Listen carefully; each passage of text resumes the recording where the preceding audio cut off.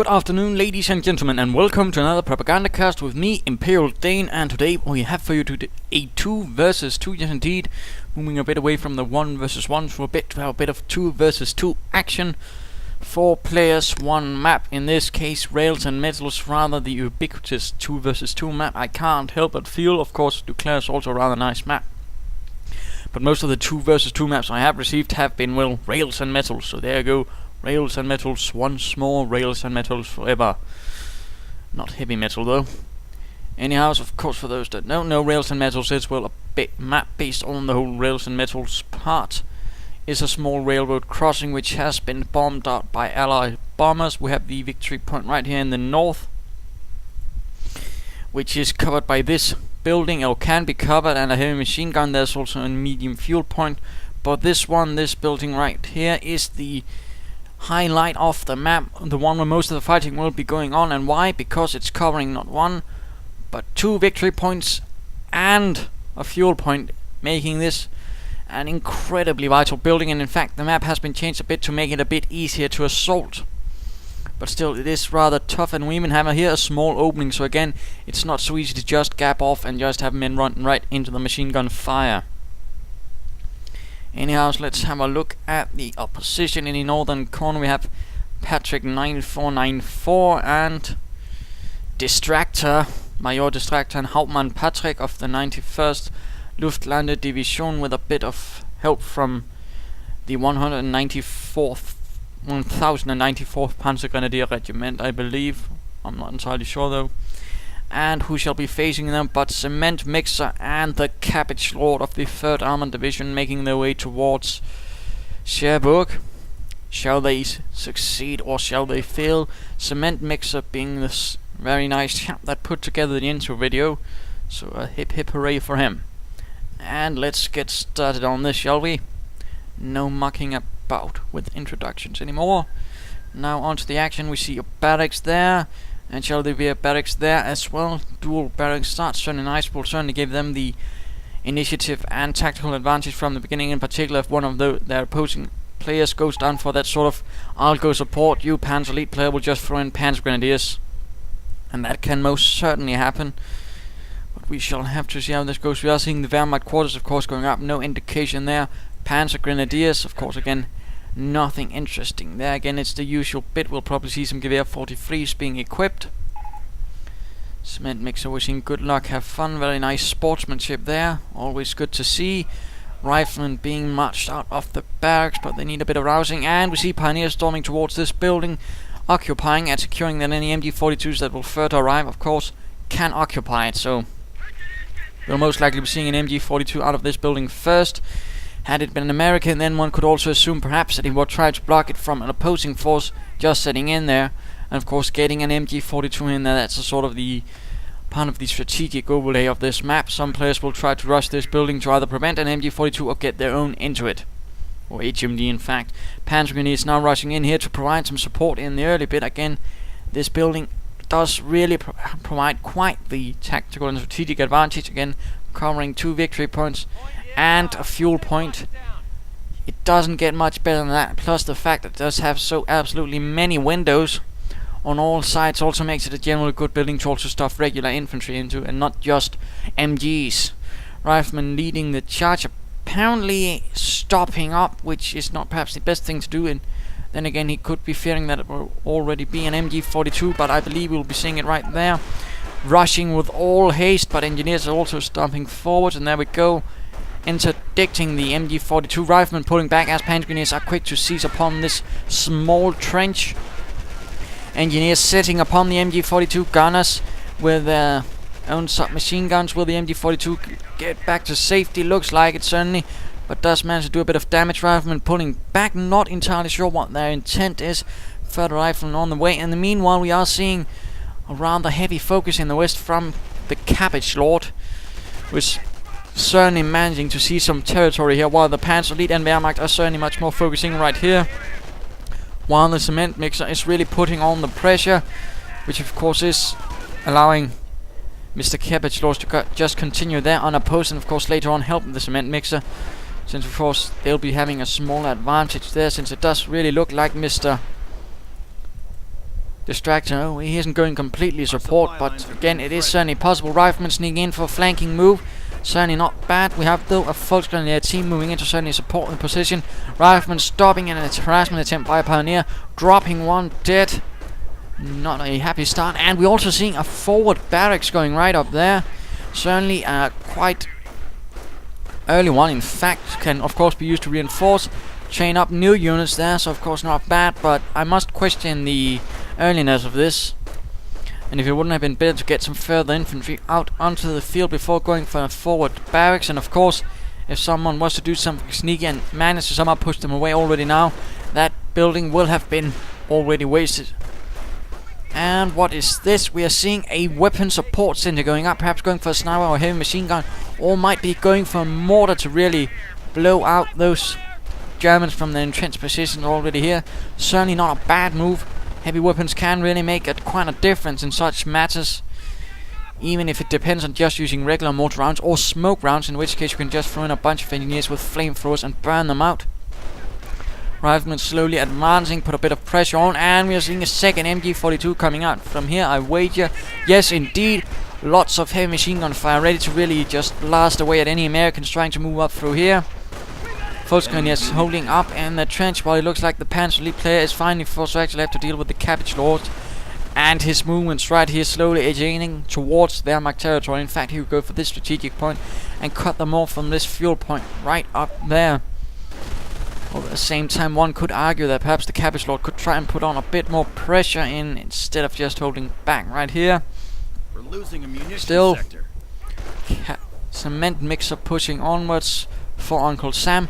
Mortar is on the way, certainly what the doctor ordered. Or well, not the German doctor, of course. But certainly going to help against assaulting this position, really putting some pressure on the Wehrmacht troops. So there we go. 60mm mortar. Losing ground out there. Shall be able to provide quite a bit of firepower. MG42 slowly advancing to provide some cover and of course deny this area to the Americans. And with the mortar be setting up, there we go. The other American does seem a bit passive now all of a sudden. Riflemen taking some heavy losses to Panzer Grenadiers. And we see some clumping up here, Pioneers with flamethrowers marching forward. Riflemen and engineers laying up in assault position right here behind the railway line. And mortar round number 1 flies in and absolutely misses. Second one also misses, not much luck with that. Engineers will have to retreat, there we go. Oh dear, they didn't make it out in time. Pioneers though taking quite a bit of damage. Enemy unit down. Managing to get out. Second engineer team retreats and is not killed while doing so. Riflemen trying to get out of the line of fire of the MG42, firing away those Pioneers who stormed in for some reason, not entirely sure as to the wisdom of this act. In fact, they took quite a lot as they did decide to stand out right in the open. And MG42 will also now have to retreat since it will be out on its own against a mortar. Not the happiest prospect, and is retreating towards the strong point right here in the center. Panzer Grenadiers nearby, but they are not helping. Although it looks like there's finally some pressure right there, but I'm a bit curious as to what the Cabbagelord is doing. He doesn't seem to really be pushing onwards. He in fact seems to be awfully passive, with Cementmixer in fact doing most of the work at the moment. We are seeing a supply yard though, so we might be expecting a motor pool soon. Panzer Grenadiers moving in for a flanking move. Riflemen sneaking up towards the east, farthest away from those MG42s, but mortar team really needs to get to safety, and there we go, avoiding those nasty Panzer Grenadiers. But are now coming under fire from the riflemen, but riflemen are in turn suppressed by the MG42 hiding up here in the brushes. And one rifleman does go down to the accurate MG42 fire. Fresh counter-attack up here in the north against the Panzer Grenadiers, and looks like an infantry half-track was knocked out. And another is on the way from Patrick. A bit interesting though. We're losing a strategic sector. Although by the looks of this, he doesn't really seem to be supporting them properly with his Panzer Grenadiers, which certainly is a problem. Could certainly indicate that he might be trying to use them as armored cars. And one should note, half-tracks are not armored cars. Very important distinction. And now running straight into all of these riflemen who are in heavy cover, and is garrison. This could easily end up very, very badly. Not entirely sure when those riflemen pulled out though. But looks like a fresh assault is being laid in. American sniper on the field, and we do also have a German sniper out from D1stracter. Either side is not aware of this. Mortar rounds clearing out this building, slowly blowing out those MG42 gunners. Nice job, certainly 2 kills, and there we go. Last one is flying out of the window with his machine gun. Not good, other one is there, but will certainly probably also be facing some MG42 fire. Sniper sneaking in, awfully close to American troops, but far away from the American sniper. But then again, if he's spotted in the wrong spot, those riflemen will hunt him down and do some terrible things to him, like shooting him in the face. Sniper sneaking about, taking out one MG42 gunner. German sniper finding way at the mortar team, but he is exposed, and now the Americans do know where he is, and they move in for the kill. Mortar team is retreating, and that sniper is not in a happy position. Not the best position, in fact, to place him in the first place. And there we go, D1stracter sniper is dead. MG42 forced retreat back here, but this position here is certainly looking a lot more vulnerable, in particular now as American troops are also hanging about in the north of it. And we have an M8 Greyhound on the field as well. M8 skirts already prepared, and we'll probably be seeing the 50 caliber machine gun being joined in as well. And we already had an MG42 gun on that team down, sitting up in the trench instead not of the building. Now firing away at the rifleman there. Will we be seeing an assault from here? Flamethrower engineers moving in. Will the M8 be joining in? And we have the infantry half-track moving forward with some Panzer grenades. Certainly not a bad idea. And we are seeing a storm armor rate going up for D1stracter. So a bit of luck here for the German forces, but not here where the M8 is now charging through. Nothing to stop it. Panzer grenadiers being killed. Foes grenadiers quick to re-equip this MG42, which was apparently cleared out. Pioneers with flamethrowers trying to provide a bit of covering fire, but they are themselves terribly damaged. Fuel tank explodes. Foes grenadiers clear out the trench with the MP40s, but the MG42 gunner nearby is taking continuous mortar fire, and another foes grenadier is down. Not looking good. Just needs to keep up the pressure, but already it looks like the Cabbagelord is splitting up his forces, not focusing right here, which could really be quite vital. And stormtroopers now hitting the field, apparently managing some support from the 17th SS.